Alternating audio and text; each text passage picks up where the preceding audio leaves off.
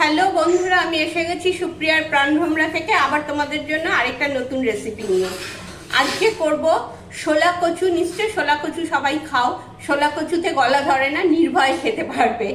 শোলা কচু দিয়ে চিংড়ি মাছ দিয়ে একটা রেসিপি করে আজকে তোমাদের দেখাবো।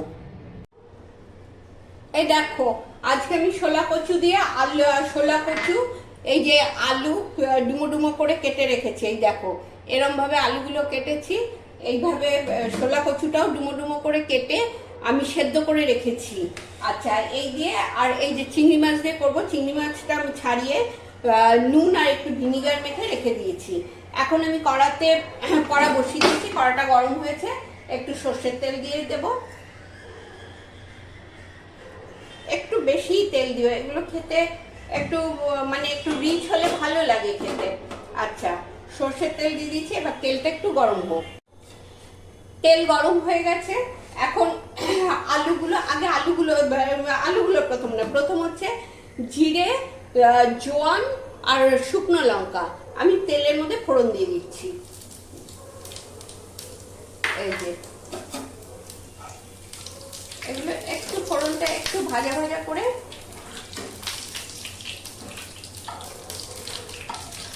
এই দেখো একটু ভাজা ভাজা করে নিচ্ছি।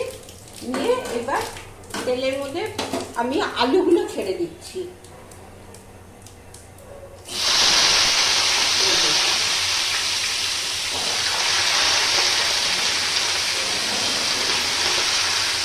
আলু ছেড়ে দিলাম, এবার ছেড়ে দেবো তোমার কচুগুলো দিয়ে দেবো। এই যে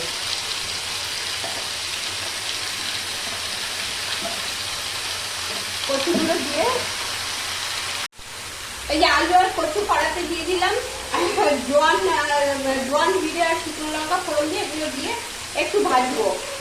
সাথে একটু হিং দিয়ে দেবে, ভাজার সময় একটু হিং দিয়ে দিলাম।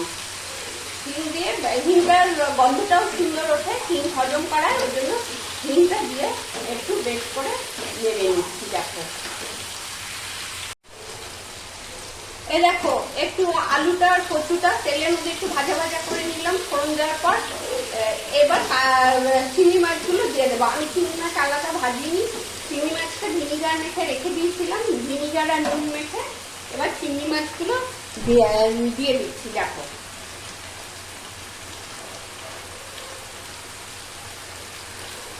চিংড়ি মাছগুলো দিয়ে আর একটু নাড়ছি। চিংড়ি মাছগুলো দিয়ে আর একটু নেড়ে নিয়ে একটু নেড়ে নিচ্ছি। এবার দিয়ে দেবো এই মশলাটা। এই মশলাটা করেছি ধনে, কাঁচা লঙ্কা, নুন, হলুদ, আর কিছু নেই মশলাটার মধ্যে। এগুলো আমি মিক্সিতে ব্লেন্ড করে নিয়ে এবার দিয়ে দিচ্ছি। দেখো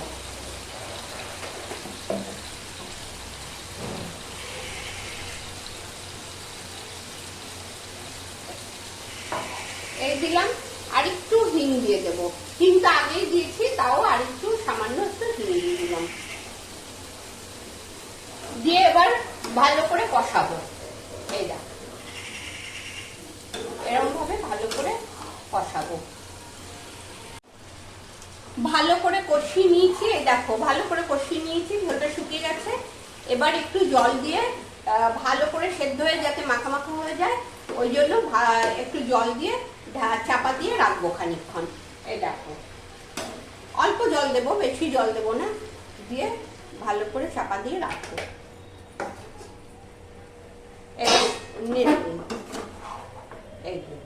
একটু নেড়ে দিলাম, এবার ভালো করে চাপা দিয়ে খানিকক্ষণ 5 মিনিট রেখে দেবো। গ্যাসটাও একটু কমিয়ে দেবো। ঠিক আছে, দেখি এবার আলুটা সেদ্ধ হলো কিনা। ঢাকাটা খুলে দেই। ঢাকা, হ্যাঁ আলু সেদ্ধ হয়ে গেছে। এই দেখো আলুও সেদ্ধ হয়ে গেছে, আমার তরকারিও হয়ে গেছে। ব্যাস, এরকম ভাবে করে খেও, এটা ভীষণ টেস্টি হয়। একবার আমার বন্ধু আমাকে খাইয়েছিল, তার থেকে আমি এটা শিখেছি। খুব সুন্দর খেতে হয়। তোমরা আমাকে কিন্তু করে অবশ্যই করে আমাকে জানাবে তোমরা কেমন খেলে। ঠিক আছে, নাও এখানে গ্যাস বন্ধ করে দিচ্ছি।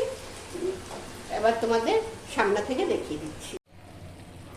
এই দেখো সামনে থেকে তোমাদের আমি দেখিয়ে দিচ্ছি দেখতে কেমন হয়েছে। দেখতেও ভারী সুন্দর হয়, খেতেও খুব ভালো হয়। তোমরা খেয়ে আমাকে লাইক কমেন্ট দিয়ে জানিও। আর যারা এখনো সাবস্ক্রাইব করনি তারা সাবস্ক্রাইব করে দিও। ঠিক আছে, আজ তবে এখানেই শেষ করি, আবার দেখা হবে নেক্সট ভিডিওতে। টাটা, সবাই ভালো থেকো।